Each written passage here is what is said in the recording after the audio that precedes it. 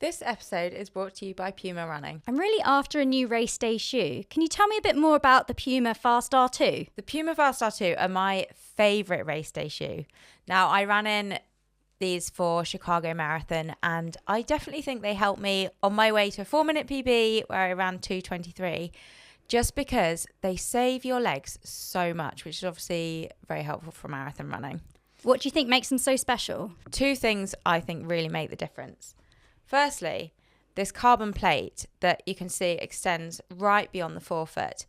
That just gives you an extra spring on each step, really propels you forward. Secondly, the nitro foam. This is nitrogen-infused foam, which gives you maximum cushioning and maximum energy return. So that means you are more efficient each stride and can essentially run faster for longer. Okay, I'm sold. Well, I have great news for our 5 Miles Easy UK listeners. We have a very special discount code for Puma Running. Enter 5ME20 at Puma Running to get 20% off. Research on running is not new, but a lot of the new technology that's going into running shoes now and being able to improve performance so drastically from shoes is new, and like doing it in-house as well. The really cool part is that it is valuable, if not more valuable in a way. Like at different paces you're still getting the same amount of savings. If you're going out and trying to break that 4-hour, trying to break that 3-hour marathon, having a pair of super shoes like helps with the process. For you specifically, if we're taking into like body weight into account, like your running speed, so let's say 2:23 of a marathon, and then assuming like very constant variables when it comes to like wind and temperature and all these sorts of things. But for you, like 1.75% could mean that you'd be in there. Welcome back to 5 Miles Easy.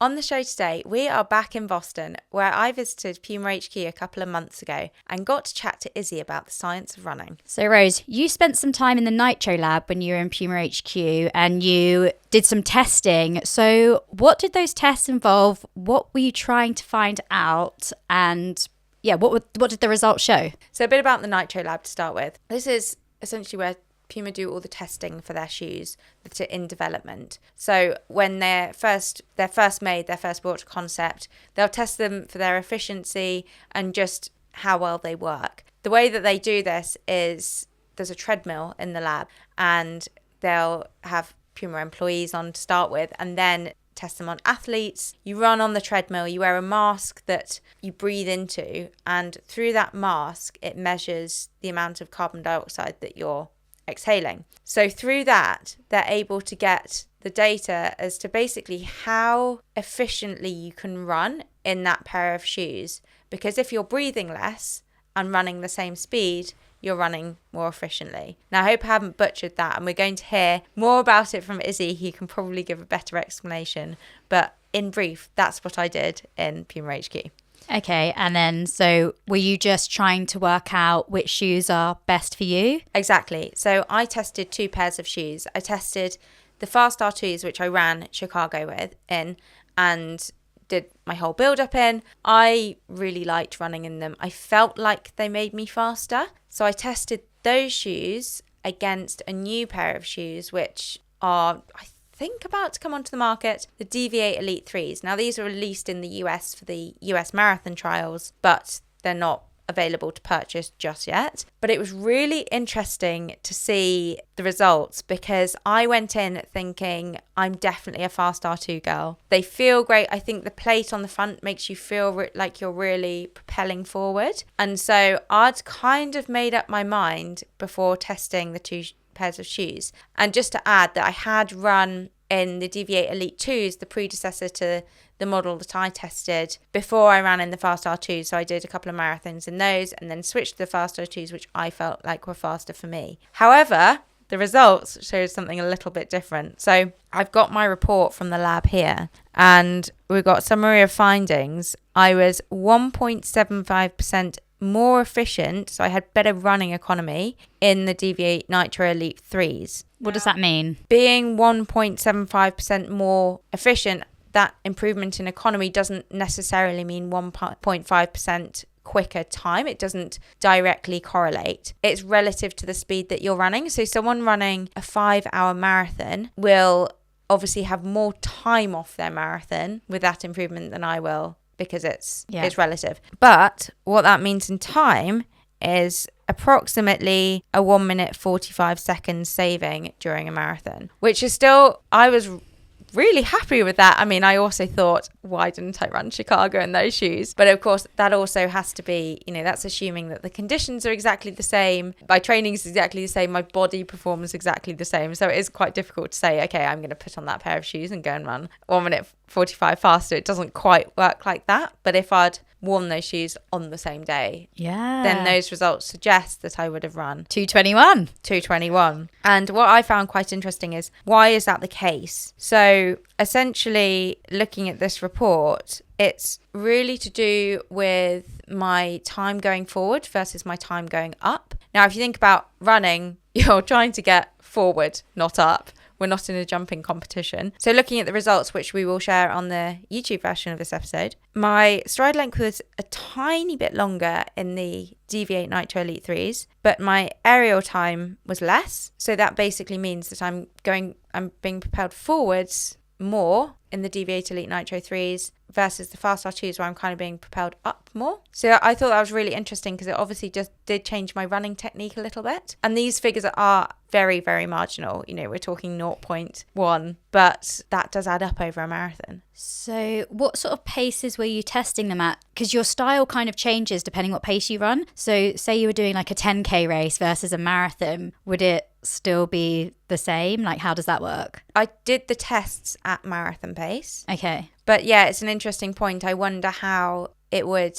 affect those figures if I was running faster. Although I would still think that I'm still going to be running forward more than up in the DV8 Nitro Elite 3s. Of course, the other factor is over a 10K, there's less time to make those gains on. So I'll see, I guess, less time improvement. But then 10K times are also more marginal. So a few seconds can be a big improvement over a 10K. Yeah, it's so interesting, but it's also good to remember that it is individual for you, those results. It doesn't mean that everyone wearing the DV8 Nitro Elite 3s are going to be going more forward than if they were wearing the Fast R2s. I guess some people would be more efficient in the Fast R2s. It just depends how you run. Exactly. And I think it is the Puma team did say it's pretty much a 50-50 split between the athletes. So it is really, it's not like one shoe is better than the other. Mm-hmm. It is, as you say, so individual, which I think is a really important point for people who go out and buy super shoes,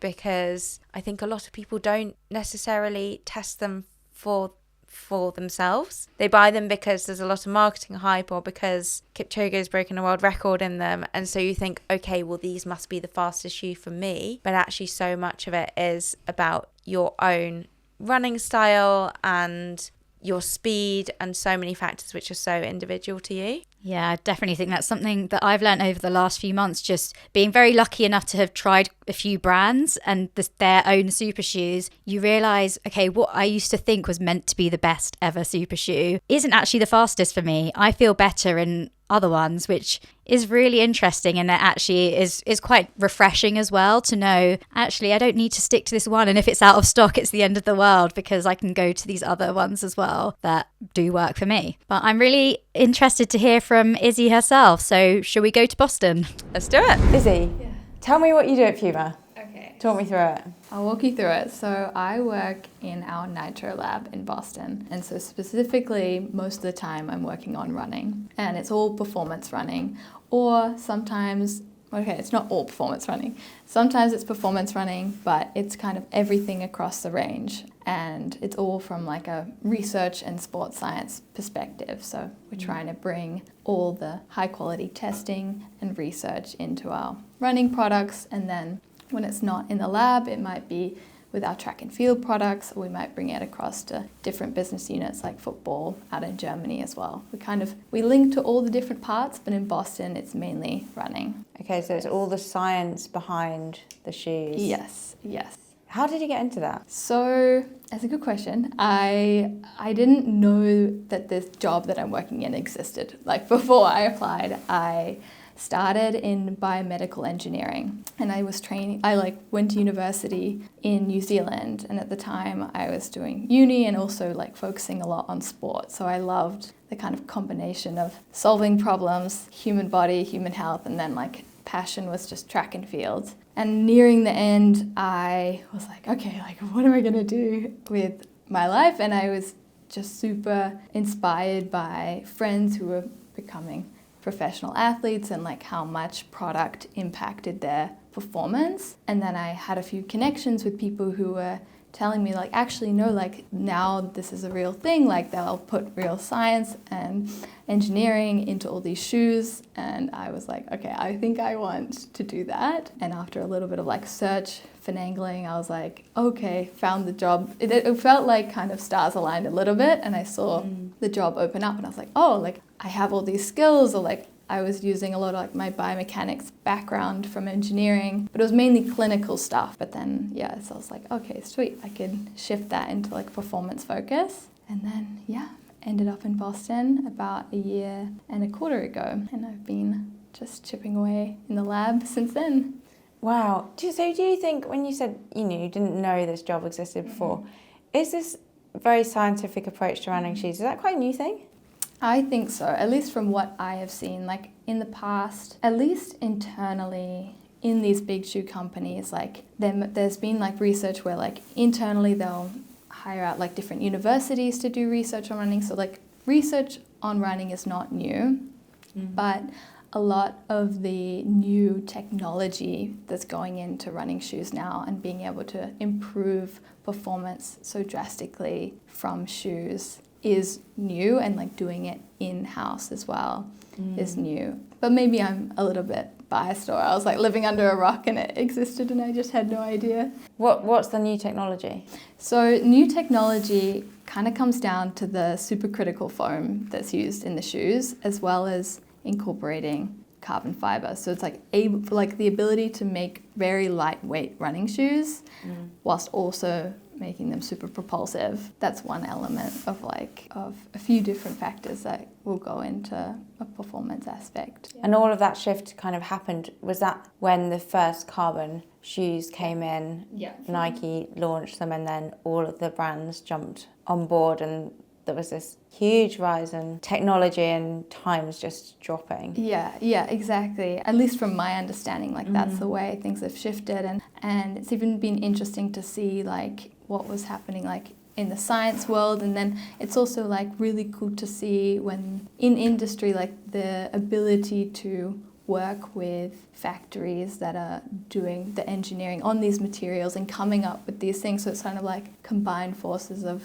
like older insights but then new materials, and so then that kind of keeps like opening up the space for what's possible. So yeah, in my mind it all kind of kick-started with Nike's 4% Vaporfly shoe, and then that being very like scientifically validated, and then everyone kind of jumping in, and it's just also been cool to see like how that everyone's kind of pushing each other. It's a real snowball effect. Yeah. There's more and more innovation. Yeah. So talk me through the lab. Yeah. What do you test? What do you do in there? Okay, so I'll give you a bit of a background in terms of what we have in the lab, and then how we use that for different elements of testing. So the main thing is like our lovely big treadmill that's bolted to the floor, and it has force underneath it, like it's a force instrumented treadmill essentially. It allows us to get a lot of information about how your body is impacting underneath you, and then together with that we have 3D motion capture cameras that are markerless, so you're like used to seeing those marked ones, and from there we can create a model of your body when you're running and get all your joint angles, essentially your biomechanics. But the gold standard thing we use, at least for performance running, is essentially our metabolic cart. And so that's like the typical thing that you'll use to measure your, say, like VO2 max. And it's this cart, and you attach to it in like a snorkel headpiece. As you've experienced today, it's not the most comfortable piece of equipment, but essentially that allows us to measure your like oxygen uptake, carbon dioxide output, and calculate running economy. And running economy is essentially like we measure how much energy you're using for each speed that you're going at. And so if we see savings in running economy, we know that that directly correlates to more energy that you can use. So running economy, if I have better running economy, I'm using less oxygen to run at the same pace. Yes. And therefore my muscles can keep going longer because they are drawing on less oxygen. Yes. Is that kind of it? Yeah. Essentially summarizes like obviously there's a lot of complex things happening in our bodies, but it essentially means that you can be more efficient and use less energy for the same output. Okay.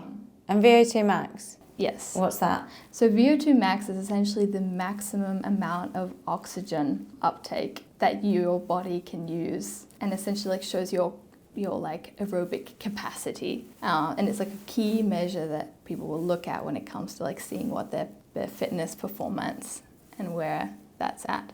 Okay, so that's like your peak. Yes. Your peak fitness. Yeah. So that kind of correlates to how fast you can run? It's a good question. Like in terms of my understanding, we don't dive too deep too often into the VO2 max stuff. So from my understanding, it does increase your ability. Like it does show like that you are able to do more with the same amount. But I need to double check that. Yeah, don't quote me on that one. I'm like my expertise, this is where it draws like the line between like the performance, the product, the engineering side, and the testing, and then the physiology. So the shoes can't really affect your VO2 max, but they can affect your running efficiency. Yes. How does that work? How do shoes make me more efficient? Yes. So essentially, So in terms of like the 3 levels of your running performance, whether it's like this running economy, VO2 max, and like your lactate threshold, the running economy is the only one that we can change with shoes.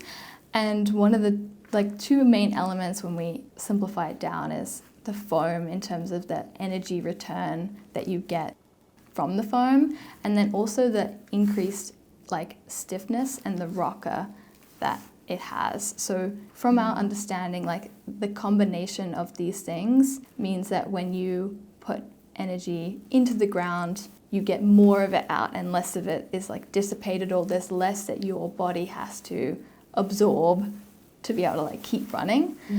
And like even down to certain like joint levels, like when there's multiple aspects of how it affects, but let's just say like one of the things in terms of increasing the bending stiffness means like your toe joint doesn't have to bend, collapse, work. So then the muscles in your feet also don't have, like it's like you're able to shift the work up your body and use like these bigger muscle systems like your quads and your glutes for the same kind of effort, as opposed to more of it being demanded from your feet and your ankles. Which are the smaller muscles which tire quicker. Yes. Yeah.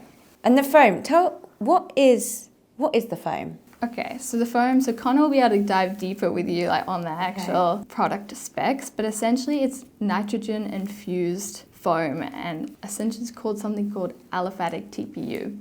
And I don't know, like I can't speak to all the inside things, but essentially what it means is that it's super compliant as well as being very resilient. And so that means like it will squish and like compress, but then also give you back that energy. So it's like it's shock absorbing, but without being like shock absorbing and then you lose that energy and then you're like, okay, like running in sand or something, you're like this is soft, but I'm not getting anything out of it. It's like it comes in and springs you back up. That's how I would kind of. So returns that energy, improving your efficiency.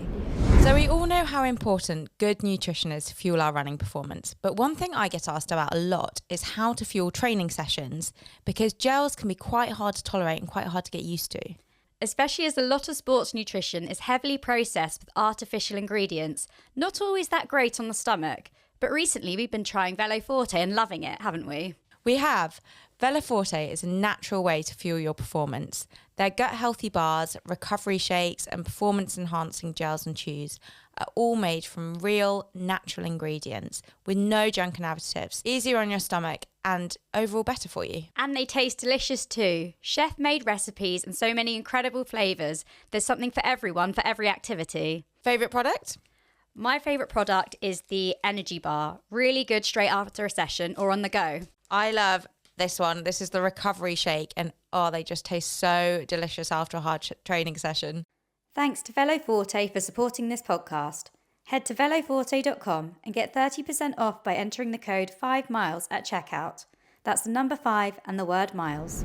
So when you're in the lab, what can you see? What can you measure? And how do you test between the shoes? Yes, so we have a running economy protocol, which is what you did today, and it's like our gold standard for what we do for anything, whether it's like early concept comparison or like end stage validation. And that's essentially, we will have, let's just say you have 2 shoes, like the ones you ran in today.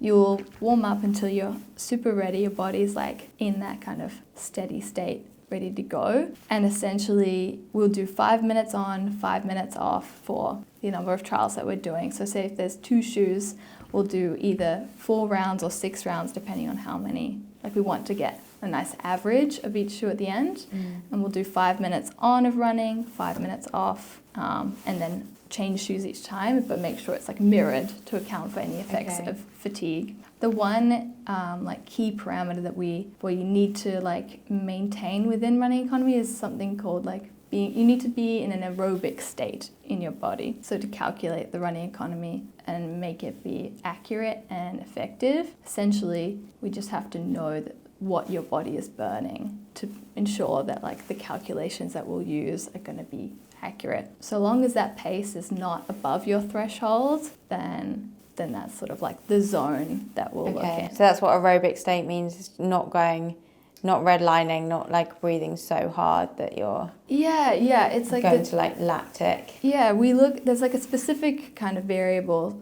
that we'll look at. So it's essentially the respiratory exchange ratio. So it's like the ratio of oxygen you breathe in and carbon dioxide that you breathe out. And we know that when that ratio goes over 1, you're no longer burning, like below between say like 0.71, you're burning a mixture of carbs and fats. But as soon as you go over 1, you're burning all carbs. And you'll like when you're running and you feel that it's not 1 and 1, but it's very similar with your lactate threshold. So that's where you're like going into that state and you can feel that lovely like burning sensation. And like you can keep going, but you see the dipping energy like down the line. So is that like in terms of effort, is that like a track workout kind of level? Yes, yeah. I like from my experience that is like that track level. They correlate with like heart rate as well, like heart rate threshold. The way we see it is, it's going to vary for everyone and like your different kind of discipline and what pace you're going at naturally. But yeah, I would say like generally it would be like that track workout where you're pushing to the limit. You'll be able to feel that you're at that level. But in the lab, we'll measure it and know exactly where you're at. Okay, so you've got to be below that level to assess your running efficiency in different shoes. Yes. How would you tell, what would you see in the different shoes to be able to tell which is more efficient for someone? Yes, so we'll take essentially like your oxygen and carbon dioxide numbers, like in terms of like milliliters of oxygen per kilogram of body weight, and we'll run it through some math, some equations, and get out essentially your like watts per kilogram of energy that you use running at that velocity. So it's like very like controlled in terms of what that number means at that velocity. But if we keep the velocity the same and we keep the protocol the same, then we can compare between shoes. And so then let's just say like one shoe you'll have like 20 watts per kilogram of energy, and then another one might be like 19.5. And this we'll use the averages, and from there that's how we'll calculate the percentage change in your running economy, which is how you get to those numbers. Like the 4% is like, oh, I have a 4% savings in running economy for a defined velocity. Yeah.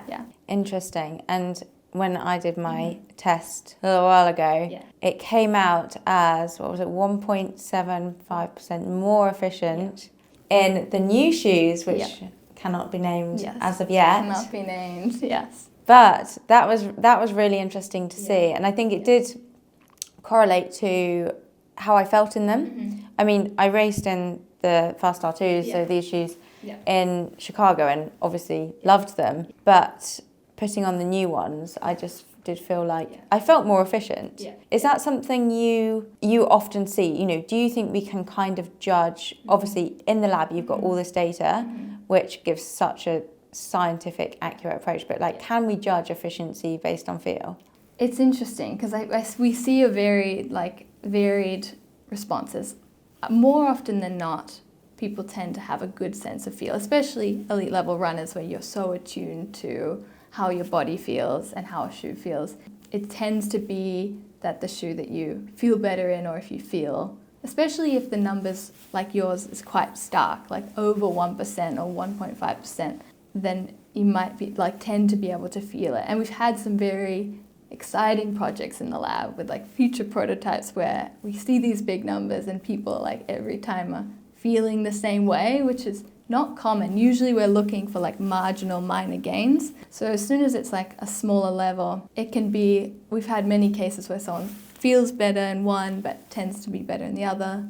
But yeah, I would say at least for elite level athletes, it tends to be more towards that it'll align with how you felt. How much of it is personal in terms of, so this new shoe is obviously a lot more efficient for me. Yeah. Is that because it's a better shoe, or is that because it fits my running style and makes me more efficient, but it might not make you more efficient? Yes, it tends to be down to your running style, your biomechanics. Like we did a whole study over the last summer with these two shoes, and it was super interesting because on average there was like no difference between the two. But then when you looked at the individuals, some of them are 3%, 4% difference between shoes, which is a huge amount. And it would be, kind of opposite either way. And we're still learning why some athletes tend to be better in one and why some athletes tend to be better in the other. So essentially, short answer is that it does come down to your individual like running style, biomechanics, the forces you put into the ground, where you do it and how. The running style, is there a certain kind of trend? Is it to do with cadence or stride length? Is there something that correlates, or is it completely a jumble of factors that goes into it? So with these ones, what's been really interesting to see is that with the Fast R2, because it has this extended plate, it allows people to, like across the board, regardless of which one they were better in, you're able to apply more force at like the last part of when you're stepping off. And because of that, and like essentially have this like greater ankle moment, you can take longer steps.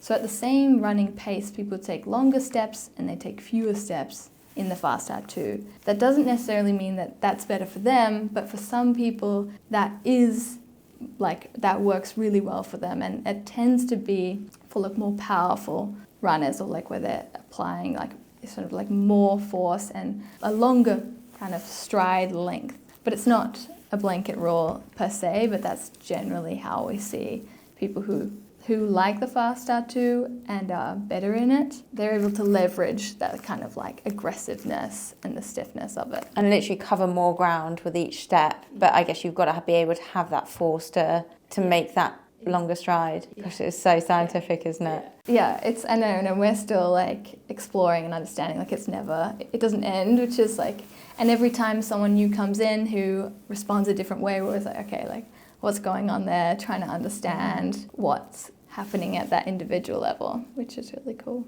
What about, so you test on elite athletes coming to the lab today? I know you've had quite a lot of other female elite athletes in, but do you also test on like everyday runners? And what do you see? What's the difference?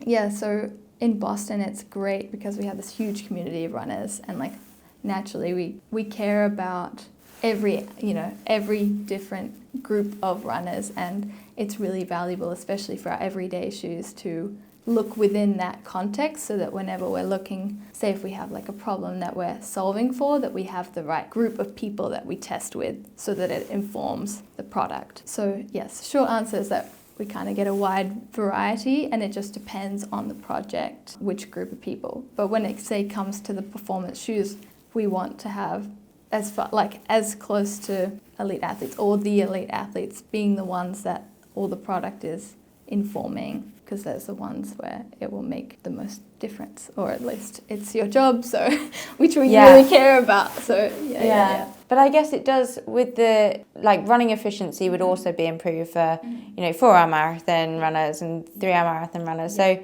is this the same benefit for them going out and buying carbon shoes? Because everyone wants a PB, like regardless of the time that you're going for, it's always nice to have that. So is it as valuable, or do you kind of have to be at a certain speed to get the benefit? The really cool part is that it is valuable, if not more valuable in a way, like across the board, people we see, and in the literature as well, like we see that at different paces you're still getting the same amount of savings, or like not exactly the same, but like in the ballpark, same amount of savings regardless. So yeah, if you're going out and trying to break that 4-hour, trying to break that 3-hour marathon, having a pair of super shoes like helps with the process. And I guess it would be a bigger chunk of time because it's a percentage, so. Yeah. And like, so the percent savings in running economy won't be like a direct savings to, like, say if it's 2%, it won't be 2% faster marathon times, but it will correlate generally to a bigger savings just because you're running for 4 hours or you're running for 3 hours. So you're taking more steps. Yeah. Right. Yeah. And what would, if it doesn't correlate to time, what would the rough correlation be? So for me, if I could say 1.75 in efficiency, what would that give me over a marathon? So for you specifically, if we have to take into a bunch of things, like account a bunch of things to give you like a somewhat ballpark number. Yeah. But if we're taking into like body weight into account, like your running speed, so let's say 2:23 of a marathon, and then assuming like very constant variables when it comes to like wind and temperature and all these sorts of things. But for you, like 1.75% could mean that you'd be in the 2 hours, 21 minute something ballpark range. Obviously, that's assuming everything is assuming completely same race conditions. But that's a huge saving in terms of, that the fast R2s that I ran in, they weren't even released when I ran Chicago. So just in that short amount of time, the new product comes out and then you save that much time. It kind of explains like why the times are just coming down and down and down. Yeah, no, it is very exciting. Time for running, at least like from our point of view. Is that how much improvement do you see between, say, like year on year? Presumably each model that comes out is a little bit more efficient. At least that's the goal. And you just say it's individual, so maybe it doesn't work for everyone. But, if you look back 2 years, how much do you think we've saved in efficiency from what was the shoe 2 years ago? Maybe the DV8 Elite 1? Yeah, it's a really good question. And like even for us, like we're always comparing to the last one. So the numbers that we look at might be in that 1% range, which seems small, but then it's like, oh, this is like 1% on 1% on. It's hard to say. Like we don't have like the exact comparison to say like DV8 Elite 1 to now, but it's upwards of upwards of like between 3-5%. Like it's just getting there to that point, where it's compounding each year. And it's just been really cool to be part of a team that really because like we do the validation and a lot of the research, but there's a huge heap of people who are all working on the materials and the design and the construction, and that all like comes into play with what we end up working with. So it's been a very cool part of the job. Yeah, I can imagine. It's so cool that you see the products so far in advance as well. Yeah, I know. I lose track of what's out. Now I'm like, why is it not out yet? Now I'm like, oh yeah, like we work like 2 years ahead, so then it makes sense. You must get to test your running efficiency quite a lot. How do you use that in your training? Do you actually change anything? So for me, because I feel like I'm a new runner. Like I come from a track and field, short distance, pole vaulting background. But coming to Boston, it's like hard not to want to run, and like being in the office as well. Part of the ones that I've been a part of have mainly been like we have this. Oh, actually, no, I don't know if I can talk. I don't know if I can talk about exactly what we essentially have some research projects going on in the background that happen to be my shoe size. So then I will jump in on that. But let's just say there's a few different variables going on when it comes to like construction or the materials or like plate stiffness. things like that. I could then see for my own self, I'd be like, oh, I'm more efficient in like this combination of things. The other thing I could determine if I was to do a 5K or a 10K race or any kind of race, I'd be like, well, I'll run in the shoe that I am more efficient in. But the other thing is just like, I love the variability of being able to run in plated shoes or like even whether it's like the Velocity or a Liberate, where it's just super flexible and I can feel, and like from what we've heard and seen in the lab, it's like it's working different areas of the body, and it's nice to get that like variation. Yeah, I don't know, I like the holistic kind of like approach, and I don't know if that quite, it's like a bit of a ramble of an answer, but so it works different areas of the body and you can see that in the lab. Does that mean we should be switching trainers regularly from a kind of scientific lab perspective? Is that good? So this is what we're still uncovering, is like, it's hard to quantify exactly, because to be able to quantify like which muscles exactly are getting worked, we'd have to,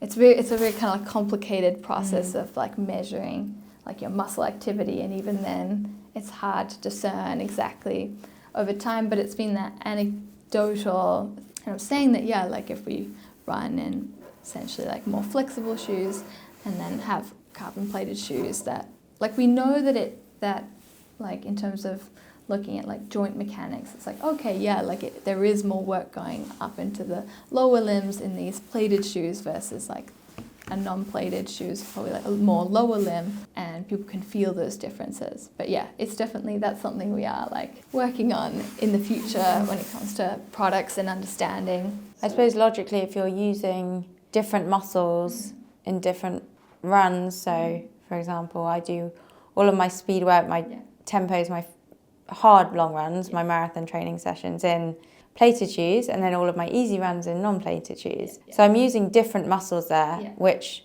logically must mean I get less fatigued. Yes, it's like, in my mind, it's like it's like a spread of fatigue. It's like a spread. So then, and like trying to avoid like that, because obviously running is very repetitive. And so if it's the exact same shoes, it tends to be the exact same forces going through those parts of the body. So by varying it up, it like inevitably is going to be putting different pressures on different places, which, from what we've heard and seen, it's like a beneficial thing. And carbon shoes do save your legs, and you can, so when you say it's working the bigger muscles higher up, is that why you feel less? Because I always feel less tired when I'm running in carbon shoes. Is that why? Because it's using the big muscles which don't get as fatigued as my lower legs, smaller muscles. Smaller muscles to go at the same pace have to work harder, essentially, than these bigger ones. That's so interesting. I have to say, when I first, a long time before I was pro, and carbon shoes first came out, I was so sceptical. I was like, it's just marketing hype. But it's so, I mean, obviously now I've seen the benefit, so I already believe in them. I already train and race in them. But it's just so fascinating to see in a lab, like the actual data and the science behind it. And you do always question, is it slightly in my head? And is the feeling of, for example, when I went and trained in the Fast R2 for a bit, I really felt the difference in the spring. And I was like, is this placebo? And I feel like I'm running faster, but it's actually we can actually a thing. We can quantify it, which is really cool. We can quantify the energy that you're like saving by being in these shoes. So the short story is, they do work. But it's, I was the same. I was like, how, like, even comments like, how does it work? Like, how does it, all these questions. It's super cool. And it's so fun. Like, to me, it's made running really fun, because I'm out there and I'm like, some days I'm like, okay, actually, like, I want this to be harder. I'll go into a shoe that's like gonna make me like kind of like just, work my feet a bit more, work something. Whereas other days, like, I just want to fly along the road, and like, it's so cool to be able to experience that, I think. That's awesome. Well, thank you so much for sharing all of that. It's been, I mean, the lab testing was so cool. I wish other people could do it, because it's so interesting. Well, we are always looking for lab testers. So, we'll have to. So any runners who are in Boston? Yeah, they have, unfortunately, our sample size is a US men's 9, or like we work in UK 8, UK 6, UK 10. So anyone who wants to is in Boston and like yeah. But no, thank you so much for having me on. Thanks very much, Izzy.